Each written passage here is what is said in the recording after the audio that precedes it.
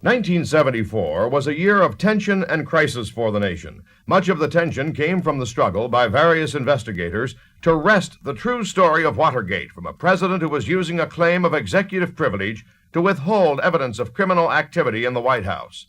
The true story of Watergate and the presidency so dominated the news of 1974 that they have been dealt with separately. Crisis showed itself in an economy that was riddled by growing unemployment, inflation, and by year's end, recession. Long lines at filling stations were evidence in January of an energy crisis caused in part by a shortage of Arab oil. Oil companies denied charges that they were hoarding oil to drive prices up. Roy Bays, president of Exxon. Exxon is not hoarding crude or products, and our examination of data available to us does not indicate that other oil companies are. Ralph Nader charged that the companies were exploiting the shortage. I think it is an energy crisis for consumers who are being subjected to billions of dollars of unarmed robbery by the oil companies in collusion with governmental support. It is most certainly not an energy crisis for the oil industry. And Senator Abraham Ribicoff told a committee investigating the oil companies, the American consumer is being taken badly, and he knows about it. To help save some fuel, daylight saving time was maintained for the winter months, and a special commission on energy was created, headed by William Simon. Meanwhile, Secretary of State Henry Kissinger was hopeful that Arab oil would flow again. We have had every reason to believe that success in the negotiations would mark a major step towards ending the oil embargo. That step was announced later by President Nixon. In accordance with the decision of the Geneva Conference, the governments of Egypt and Israel, with the assistance of the government of the United States, have reached agreement on the disengagement and separation of their military forces. On February 4th, President Nixon announced the national budget. And here we have it in terms of a budget that will not add to the fires of inflation. As a matter of fact, will fight inflation, and at the same time, a budget that will be anti-recession. Truckers across the nation threatened to bring the economy to a halt if they didn't get cheaper diesel fuel. To dramatize their demands, some not only deprived whole communities of vital necessities, but also assaulted non-striking drivers. One was killed. The new Attorney General, William Saxby, warned them, there's no one in this country that can tell that man that he must take that rig out when he doesn't want to take it out. That's his privilege. But when he shoots at someone, when he blocks a place of business, when he in any way impedes someone who does want to operate in a legal manner, then is violating not only the civil rights, but maybe even violating many other laws. By mid-February, the trucks were rolling again after an agreement with the government, allowing drivers to pass higher fuel costs along to their customers. President Nixon hoped we would not have to be so dependent on foreign oil when he spoke to participants in an energy conference. The purpose of our Project Independence, let me emphasize, is not isolation. The purpose is for this nation, the United States, to do what any one of you would do if you were in our position, to develop your own resources so that you can be self-sufficient. The kidnapping of Patty Hearst in Berkeley, California, by a group called the Symbionese Liberation Army began a bizarre story which at year's end was not over. Paul Fisher of KPFA-FM read from the unusual note delivered to the station. Each person with one of the following cards is to be given $70 worth of meat, vegetables, and dairy products. All the people with welfare cards, Social Security, pension cards, food stamp cards, disabled veteran cards, medical cards, parole or probation papers, and jail or bail release slips. If this gesture of good faith is not met, then we will assume that there is no basis for negotiations and will no longer take and maintain in good health and spirits prisoners of war. With the note was a cassette tape with the voice of Patty Hearst. These people aren't just a bunch of nuts. They've been really honest with me that they're perfectly willing to die for what they're doing. More than $1 million in food was distributed, but negotiations with the kidnappers broke down. Later in February, Reg Murphy, editor of the Atlanta, Georgia Constitution, was kidnapped. I drove away with him. He pulled a gun. He said, Mr. Murphy, you have been kidnapped. We're going to straighten out this damned liberal leftist press in the United States, then we are going to straighten out this government. Within 5 hours after the ransom was paid and Murphy had been released, the kidnapper was arrested. Britain was still on a 3-day work week. The coal miners had voted to strike, and general elections were slated for the end of February. The incumbent Prime Minister, Edward Heath, the Conservative candidate, and his Labour Party opponent, Harold Wilson, argued publicly over how each of them would deal with the miners' strike, high unemployment, and soaring prices. And the Liberal candidate, Jeremy Thorpe, spoke on election eve. The politics of confrontation, of extremism and attrition must end. The country cannot be governed from the extremes of right and left. The vote in the British general elections was so close between the Labour and Conservative parties that the Liberals, led by Jeremy Thorpe, held the balance of power. Prime Minister Heath met with Thorpe, hoping to arrange a Conservative-Liberal coalition, but that failed. Heath resigned from office, and Harold Wilson became the new Prime Minister. Soon afterward, Labour Government News Secretary Eric Varley announced, "I'm making an order allowing a return to a 5-day week following the agreement on miners' pay claim. The government is fulfilling its pledge to get Britain back to a 5-day week as quickly as possible." In the United States, some comic relief from the tension of impending impeachment, inflation, and energy crisis came when a few zany souls took off their clothes and streaked naked through city streets and somber gatherings. And more swimmers at public beaches decided to do away with the bother of swimsuits altogether. Most observers were amused at the streakers and indifferent about nude bathing, but some felt that people who would shed their sexual inhibitions were a physical threat. Robert Emmond, a Vermont legislator. Apparently some of the fathers of the children and husbands of the wives didn't go along with this, and they actually beat up a few of these people. Well, I feel that there's a possibility where the groups are getting larger, they might retaliate and do physical harm. Is probably not worse to people that are there, the general public enjoying the picnic areas and bathing beaches. But even those who cherished their privacy were threatened in another way. Senator Philip Hart. The pace of modern technology and data collection is a stiff challenge to maintaining privacy. However, perhaps the most pressing need is to put an end to domestic political surveillance and intelligence gathering by government agencies. 8 members of the Ohio National Guard who had been present when 4 students had been shot during a demonstration at Kent State University were indicted. Arthur Krause, father of one of the slain students, had this to say. The process of justice is finally being served after everybody put in their blockades on this thing. And it gives us faith, and it should give people in the country faith, that if you follow something and follow it closely and do what's right in line with the Constitution, follow the judicial precepts, something can be done. But if you sit in your hands and have apathy and just criticize the country and don't do anything, then you will get exactly nothing.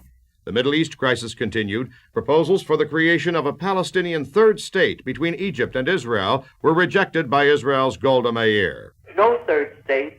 It's not a viable state, and it can only have one purpose, to be the spearhead against Israel.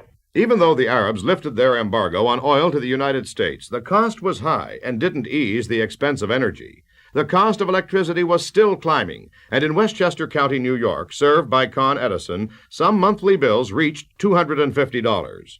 The prime interest rate, the rate banks charge their biggest customers who borrow money, was raised by some banks to 10.25% in April, a record high and another indication of severe inflation.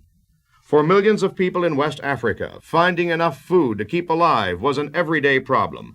Thousands were dying of starvation in a famine there. David Smithers visited the area on behalf of a British charity organization. It really is horrendous. There's no other way to describe it.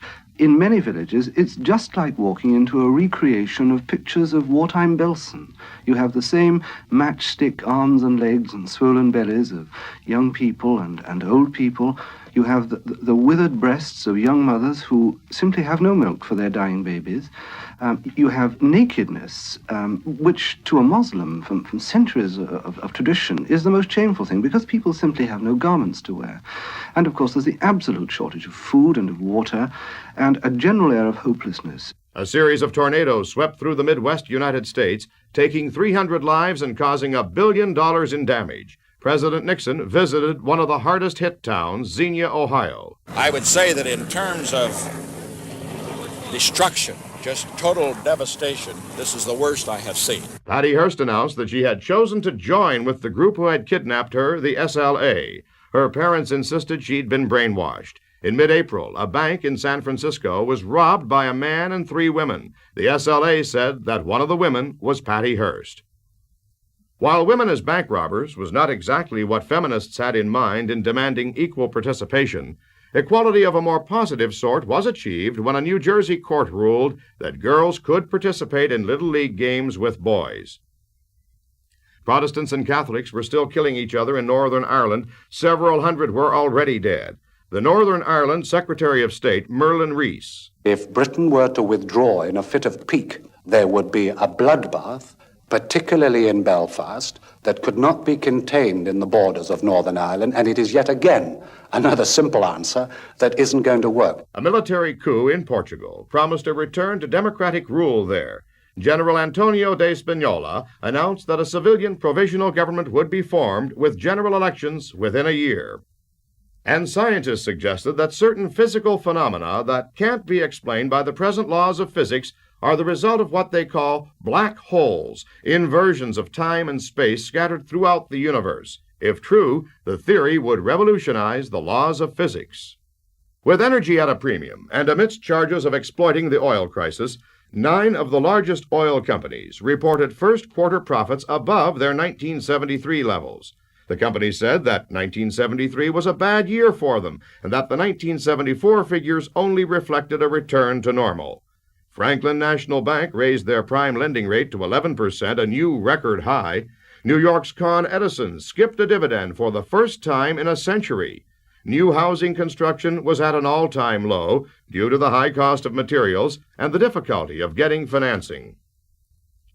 FBI Director Clarence Kelly announced plans for tracking down the SLA. In the event we do determine where she is in the future, we're going to go in. We're going to exert every effort to not injure and certainly not kill anybody. It's going to be well planned when the time comes, but we're going to go in. A few days later, members of the group were discovered hiding in a house. An exchange of gunfire set the building ablaze, burning the fugitives alive, while millions watched on live television. An examination of the bodies afterward showed that Patty Hearst was not in the house, and the search for her continued. A bill which would guarantee homosexuals equal treatment in jobs and housing came up for a 4th time before the New York City Council. The bill was defeated, and the 1 million homosexual citizens of New York continued to live as outlaws.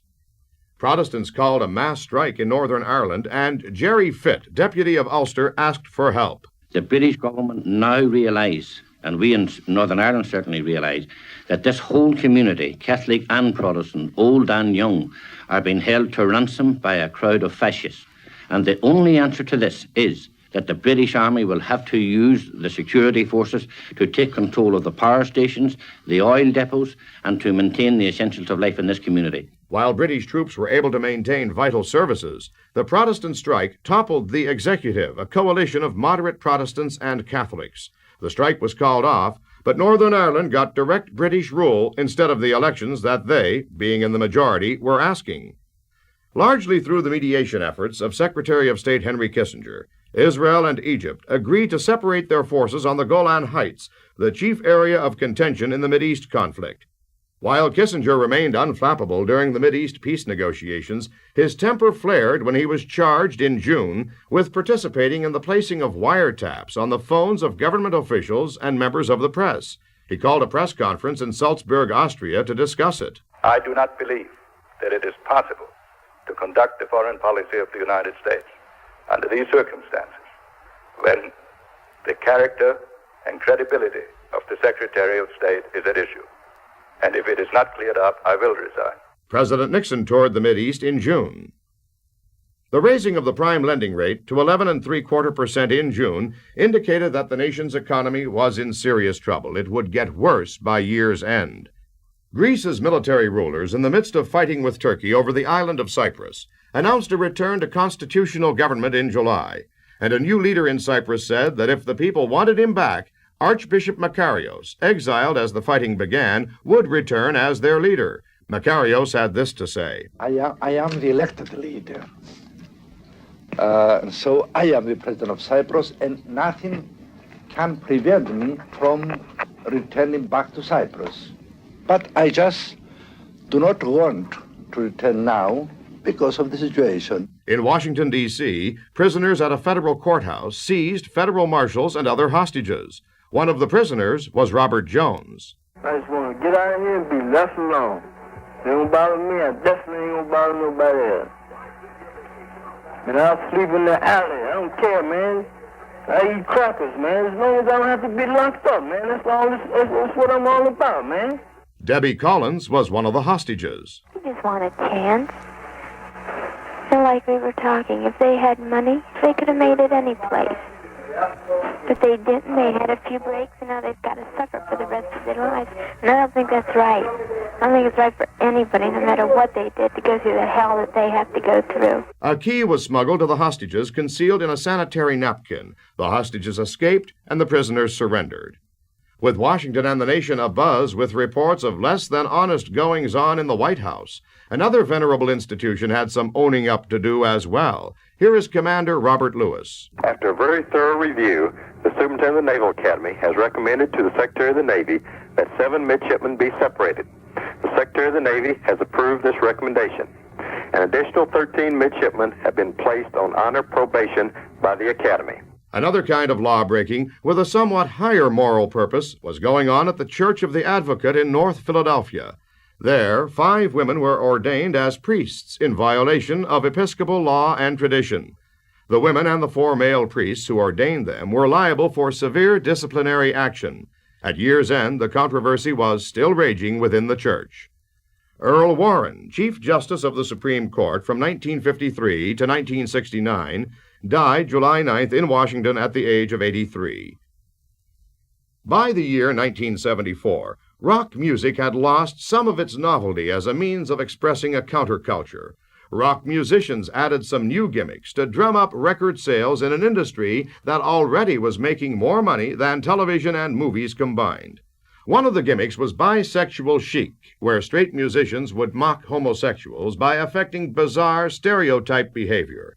Young record buyers were intimidated, but nevertheless fascinated, and their parents were suitably horrified.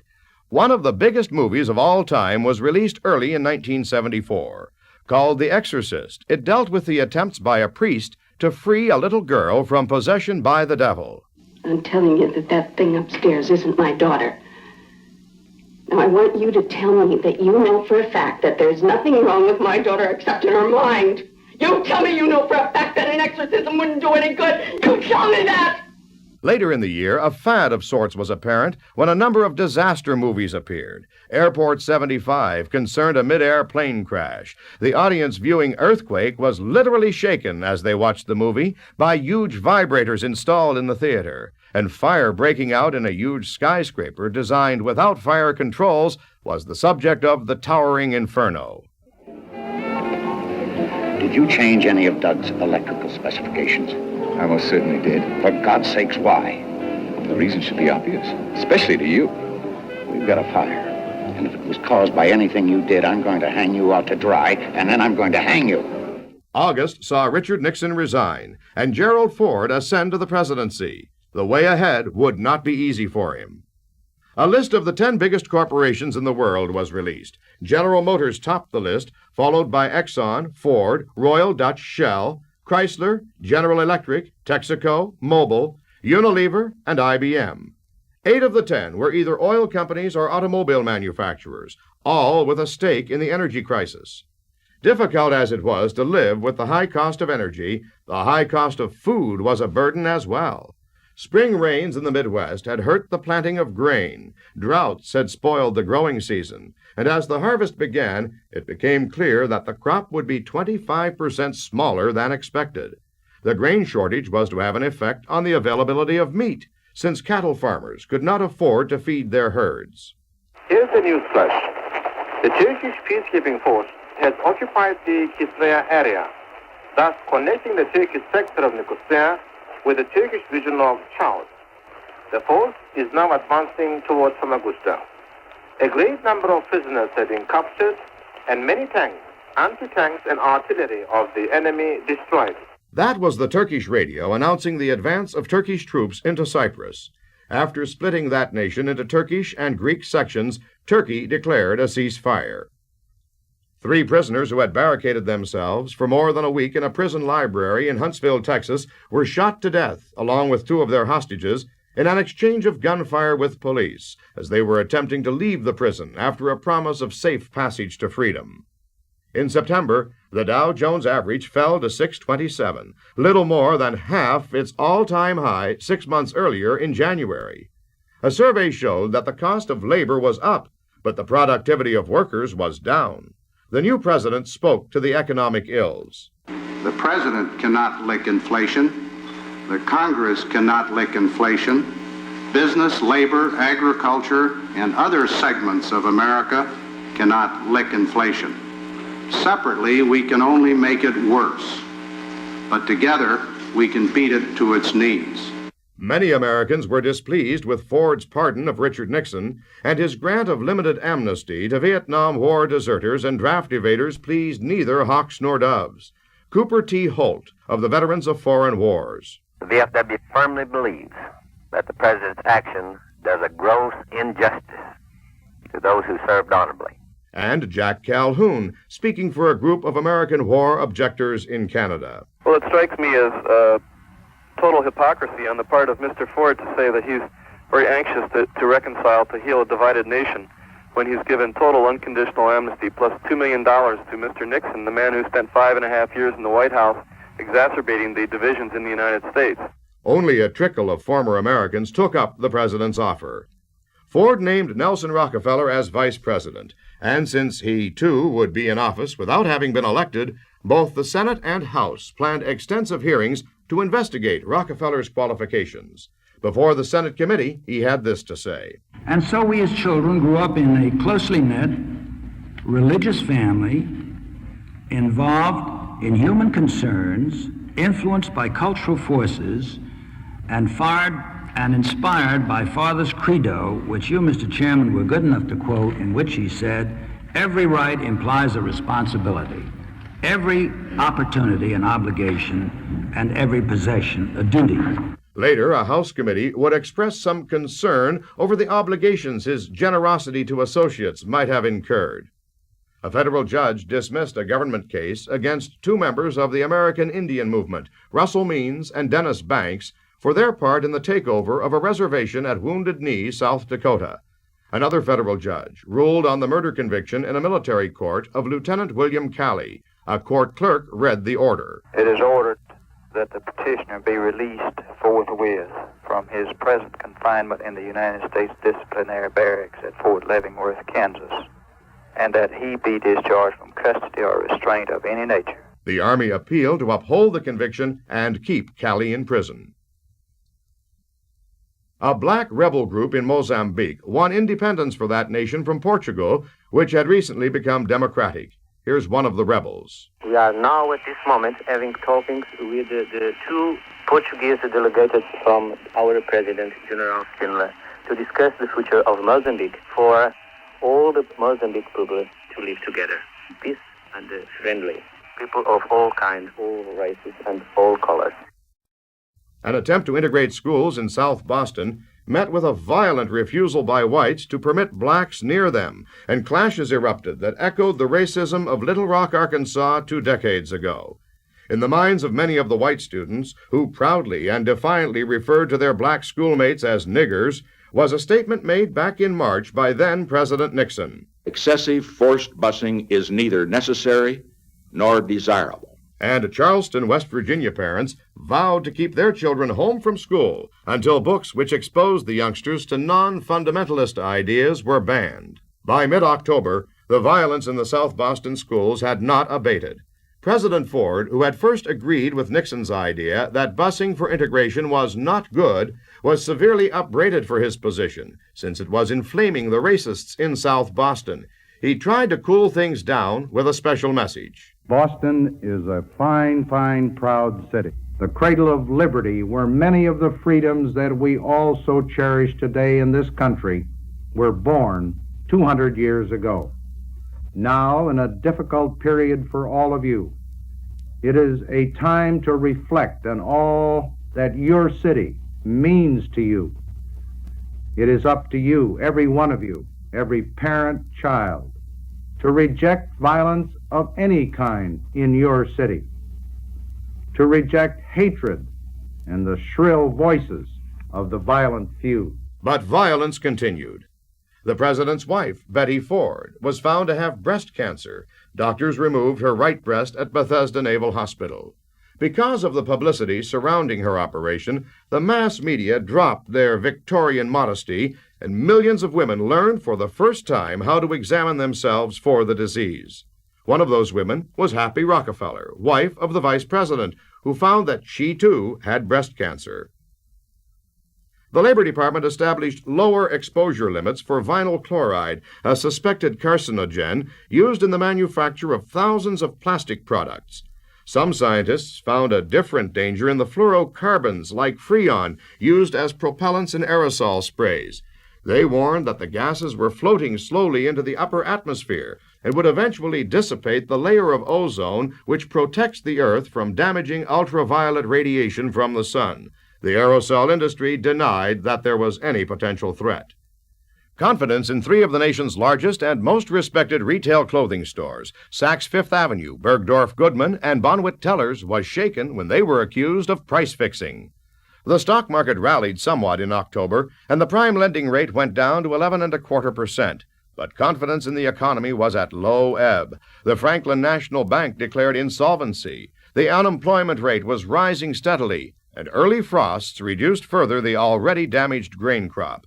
Some farmers, upset because they couldn't afford to feed their cattle, decided to slaughter them publicly to help make their point and to attract television cameras with a lot of blood. President Ford was not impressed with their publicity tactics. I fully recognize the frustration that prompted this shocking demonstration. But their actions, I think, even if they reflect on it themselves, will contribute nothing toward a solution to the problem that they face or the problems that our country faces. Another general election in Britain maintained the leadership of the Labour Party, but by a margin so small it satisfied neither Labour nor Conservative Party leaders. The White House finally used the word recession in November to describe the fiscal state of the nation. It was manifest in a 40% drop in automobile sales and a resulting layoff of tens of thousands of auto workers, a Dow Jones average in the low 600s, a 300% increase in the price of sugar, and a prime lending rate of 10.25%. The soft coal miners went on strike. United Mine Workers President Arnold Miller explained why. For 40 years, the coal industry has argued that it cannot afford to relieve the human misery of thousands of disabled coal miners and widows it left scattered throughout the coal fields. That argument will not wash in 1974. The time has come, once and for all, for the coal industry to repay the debt it owes to the thousands of coal mining families who gave up so much to make the coal industry prosper and who got nothing in return. The nation's voters created landslide victories for Democrats in the November elections, and the new chairperson of the Republican Party, Mary Louise Smith, gave two reasons. Watergate and the economy have combined to influence voters. This is disheartening, but I also think it's temporary. I'm very enthusiastic about the future of the Republican Party. We've come through difficult times before, and we've survived. Democrats won 2/3 of the seats in the House of Representatives and 3/5 of the Senate seats. More women ran for office in 1974, and more won. A representative from Bangladesh told a World Food Conference that 1 million of his people would starve by the end of the year unless immediate aid were given. While no short-term relief was offered, member nations agreed to impose a limit on their grain exports to begin a stockpile for future emergencies. They also agreed to establish a World Food Council at the United Nations. Dick Gregory marched in front of the White House to show his concern. I just feel if America takes a firm position, a lot of other nations will decide that they don't have that much, but because we said okay, they would. And I think the key to the starving people in the world is this White House right here. A representative of the Palestine Liberation Organization, Yasser Arafat, addressed the United Nations, stressing his group's desire for a third state between Egypt and Israel. Here is his UN translator. We are struggling so that Jews, Christians, and Muslims may live in equality, enjoying the same rights and assuming the same duties, free from racial or religious discrimination. Security for his visit was as tight as ever, especially after a member of the Jewish Defense League said his group would assassinate Arafat. The JDL member was arrested by the FBI.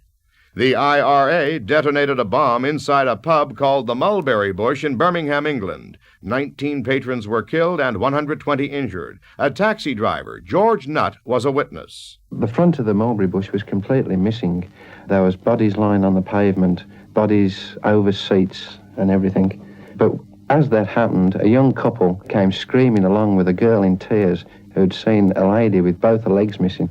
A judge acquitted the 8 Ohio National Guard members who had been charged with killing 4 students and wounding 9 others at Kent State. Sylvester Del Corso had been the Guard commander. I think it's the right decision. We felt all along that they were there, did their job. It was unfortunate that it resulted in death and injury. But based on all the facts that we had that had been out all the time to the public, we think this is what we expected. The same day, the Army announced that William Calley, involved in the massacre of civilian men, women, and babies at My Lai, who had been charged with murder, would be paroled after serving 3 of his 10-year sentence. Later, a civilian judge released him from the Army parole and set him completely free. President Ford went to Vladivostok and arrived at a tentative arms limitation agreement with Leonid Brezhnev. It was expected to be formalized during a Brezhnev visit to the United States in 1975. Surprisingly, there were a few positive signs of accord in December, which kept the year from ending on a completely despondent note. Although the Dow Jones average had dropped below 600 to a 12-year low, and unemployment had reached 6.5%, highest in 13 years, the price of sugar, which had increased 4-fold, began to drop slowly. Sugar refineries had reaped profits during the price increase of 400 to 1,200% of normal. The coal miners' strike was settled after 24 days, just as its impact was being felt in the steel industry. Nelson Rockefeller was confirmed by the House and Senate after exhaustive hearings before their committees. On December 19th, he was sworn in as the 41st Vice President of the United States. I pledge myself to the fullest limit of my capacity to work with you, Mr. President, and the Congress in the great task of building the strength of America to meet the grave new problems which we confront as a nation and as a people. Democrats held a mini-convention in Kansas City and drew up a party charter, the first such policy statement by any major political party. Joseph Krangle, head of New York's Democratic Party. I think you look at this convention and you see these kind of delegates, and you compare this to a Republican convention, just the makeup of delegations, the young and the old, and the black and white, the wealthy and the poor, are really the strength of our party. It's that diversity that should make us win in the future. The years of fighting by the majority black population to gain control from the whites of the Rhodesian government seemed at an end when Prime Minister Ian Smith announced an accord. Greeks voted in a popular election to strip King Constantine of his title and change from a monarchy to a republic, and Archbishop Makarios returned to Cyprus to try to mend the divisions between its Greek and Turkish factions. Now, here's Pat Hernan to wrap up the year's sports news. Sports had a big thing going for it in 1974 with the knowledge that, barring injury, Atlanta's Hank Aaron would break Babe Ruth's career home run record of 714. Aaron took care of that detail in his first home game April 8th against Al Downing of the Los Angeles Dodgers. And here is Henry Aaron. This crowd is up all around. The pitch to him, bounced it up there, and it's ball 1.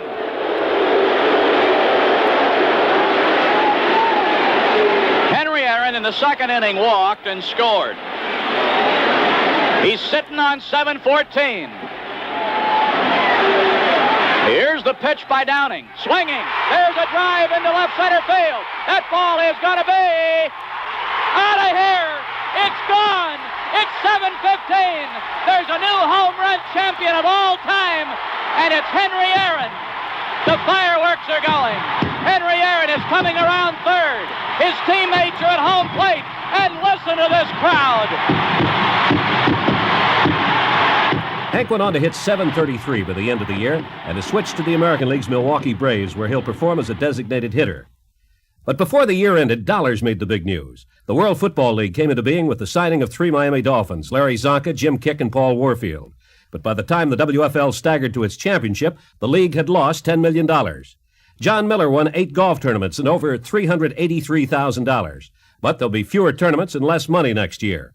World Team Tennis got started. They wanted the fans to cheer at the matches. Not enough of them showed up, and WTT lost $1 million and several teams. And in auto racing, the economic crunch and the fuel shortage had old sponsors like Firestone, Olsenite, and Matra dropping their financial support. The year started off with the bowl games, headed by the oldest of them all, the Rose Bowl. Ohio State won a one-sided victory over Southern Cal, as SC had over the Buckeyes the previous year. Just in case Green might go to the air, Bartosik is wide to the right, but there's Griffin bursting to the 40, the 35, the 30, cuts back, he's up to 25, the 20, on his feet at the 15, the 10, the 5, touchdown Ohio State. What a run by Archie Griffin. What a fitting tribute to one of the best backs we've ever seen. 47 yards in Griffin, breaking tackles, reversing his field, hustled into the end zone, and the Buckeyes have turned it into a rout. Neither team knew it, but they were headed for the Roses again in '75. In the National Football League, the Miami Dolphins won their second straight Super Bowl game, this one over the Minnesota Vikings. Second down at the 2-yard line. Greasy turning around to check his running backs, looks as though he's almost talking to Zonka.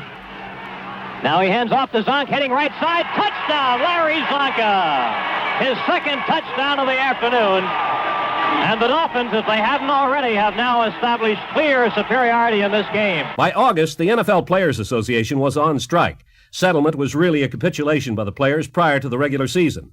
The National Hockey League found out that expansion clubs could win. The Philadelphia Flyers muscled their way to the Stanley Cup with a win over the Boston Bruins. Now it comes to center as Orr's out there with 15 seconds. Puck goes to Barber, down in the Boston zone. 13 seconds left in the game. 10 seconds. Orr shoots it down the ice. Broad makes the save. Ladies and gentlemen, the Flyers are going to win the Stanley Cup. The Flyers win the Stanley Cup. The Flyers win the Stanley Cup. The Flyers have won the Stanley Cup. And in the World Hockey Association, the Houston Aeros were winners. 45-year-old Gordie Howe was the most valuable player. His son, Mark, Rookie of the Year. College basketball saw UCLA toppled as the nation's #1 team. Ultimate champ North Carolina State did that in the semifinal game for the NCAA championship. It'll be UCLA ball at midcourt. 29 seconds left in the second overtime. NC State 78, UCLA 75. The Wolfpack with a 3-point lead. They were down by 7 in this overtime. Greg Lee will make the inbounds pass. It comes to Walden. Stolen by Burleson. Tommy got it. It's picked up by Mo Rivers. Tommy Burleson with a steal. Passes off that of Monty Towle. 23 seconds. 22, David Thompson with the ball. Thompson is fouled, but he does no call. Goes to Towle. Monty Towle with it now. Monty knocked away and foul on Curtis. 12 seconds left. Monty goes to the free throw line. There it is. It's in the air. It is good. The Wolfpack 79, UCLA 75. All right, here's Monty's bonus. Good! 80-75. Here's Greg Lee across midcourt. 10 seconds left. Greg Lee passing to Walton. He tries a shot. He hits. And the score is 80-77. 2 seconds. 1 second. The Wolfpack go to a timeout. Excuse me, timeout with 1 second left. UCLA is called timeout. It'll be Wolfpack ball, however, when play is resumed. No, wait a minute. No timeout. Hold it. A foul was called. A UCLA foul on Dave Myers, and the Wolfpack has won it.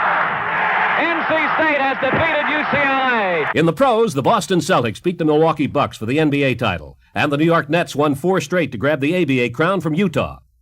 In golf tournaments that John Miller didn't win, Hale Irwin took the U.S. Open, Lee Trevino the PGA, Gary Player the Masters and the British Open, and Lee Elder became the first black to qualify for the Masters when he won the Monsanto Open. Another first was the hiring of Frank Robinson as manager of the Cleveland Indians. He broke the color line for that position. Lou Brock set a new base-stealing record with 118 thefts for the St. Louis Cardinals. And Mike Marshall appeared in 106 games in relief for the L.A. Dodgers. L.A. wasn't able to win the World Series. That became Oakland's third straight title. Ron Joshua's up. If the A's win this game, they'll go immediately to the Oakland A's locker room and the presentation. Here it could be. Got it. And the A's are the world champions. Raleigh Fingers put them down 1-2-3. The Oakland A's are the first team since the New York Yankees to win 3 world championships in a row. The Yankees won 5 in a row from 49 to 53, and the A's wiped the Dodgers out 3 in a row in their home ballpark. In tennis, Jimmy Connors won the Australian, Wimbledon, and U.S. championships at over $285,000. His erstwhile fiancée, Chris Evert, also won Wimbledon and led the money winners with over $193,000. But Billie Jean King took the Women's U.S. Open with about as much ease as she took care of Bobby Riggs in an exhibition at the Astrodome.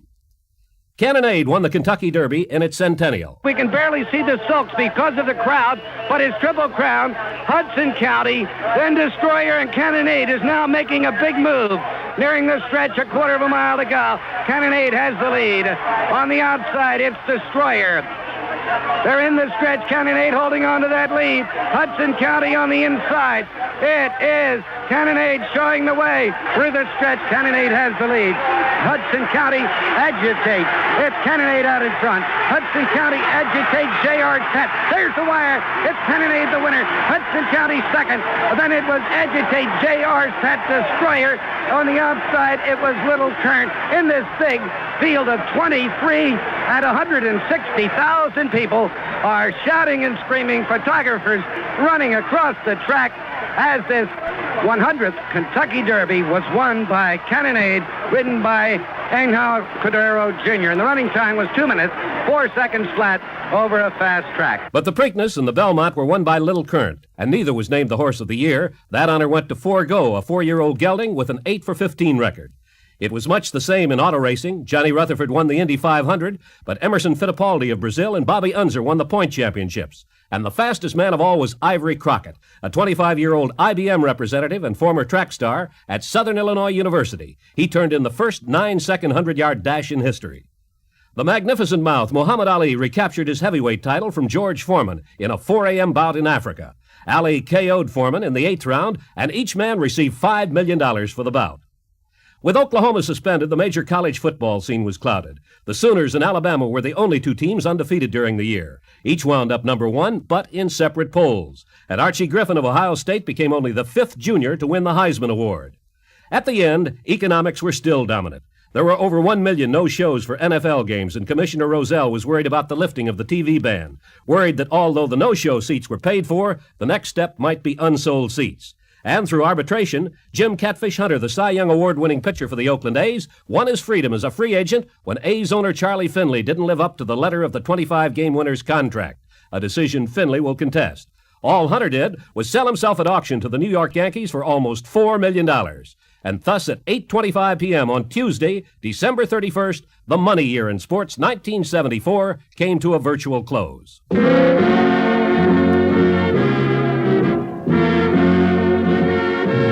And as Guy Lombardo and his Royal Canadians played Auld Lang Syne in the plush ballroom of New York's Waldorf Astoria Hotel on New Year's Eve, Pioneer 11 was sailing millions of miles deep into the midnight sky on its way to a rendezvous with the colored rings of Saturn. And now, to put the year in perspective, here is Group W senior commentator Rod McLeish. It is given to some years to be pivotal markings upon history. 1914, 1918, 1929. The symbolism and historic fact of 1974 is obvious. That was the year in which the worst and most complex disgrace ever to engulf the American presidency made its dimension evident in the resignation of the president himself, the first chief executive in American history to do that. But that may not be the ultimate significance. In retrospect, the controversies, doubts, and bitterness that surrounded that critical event as it approached are more fascinating than the event itself. The pattern of the approach tells us as much about the American assimilation of great events as the event tells us about the durability of the system which accomplished it. In any naturally political society, there are complex visions flashing upon the grid of public recognition. That capacity for seeing things in political terms was evident as the Watergate scandal began to ripen in the months before the 1972 election. It was seen and portrayed as a partisan electoral argument.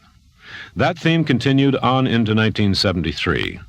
One of the favorite threnodies of the president's supporters was that the politicians, journalists, and other figures pursuing the Watergate matter were resentful of George McGovern's loss. The favorite theme was that Mr. Nixon was hated anyway. His supporters never managed to explain why he was hated. They were perhaps caught in the dichotomy of their own reasoning. They were, by their own definition, supporting a detestable man. Neither their premise nor their complaint had much durability. From that bitter, blurred vision, the Watergate scandal ascended toward its climax in a rather classical American pattern. The conspiracy theories faded, the complexity of several visions withered, as the obvious became clearer. Something had indeed happened, and it was a bad something. It had occurred in the precincts of presidential responsibility. Finally came that pivotal event, the hearings of the House Judiciary Committee. Within those hearings, the chemistry of the mounting crisis was, in a sense, reenacted. Congressman Charles Sandeman of New Jersey played the role of ideologue for Mr. Nixon. The matter, he thundered, was all partisan rubbish. He echoed the everybody does it alternate theme. Democratic liberals tried to make the case too far. They attempted to cite Mr. Nixon in an article of impeachment for the bombing of Cambodia. That extremis, like Mr. Sandeman's thunderings, failed. The Judiciary Committee took the case down the middle, demonstrated its validity, and with the first roll call vote on the first article of impeachment, Mr. Nixon was done for. The bad things that happened within his territory of responsibility had been reasonably proved. What this all demonstrated was a particular approach to climactic controversy by the American public. Disbelief is followed by partisan division, which in turn gives way to a growing realization of the factual basis of the controversy. And that in turn starts the pendulum of public opinion on its massive swing toward a logical conclusion. In that matter, Senator Joseph McCarthy ended in ignominy. So did President Nixon. If Watergate demonstrated anything beyond the obvious workability of the system, it was the capacity of the country to arrive in time at a moderate logical conclusion from the perception of confusing evidence and overheated oratory. The two traits displayed in 1974, moderation and that useful constitutional system, may ultimately be seen as more important than the decline and fall of Richard Nixon. This is Rod McLeish in Washington.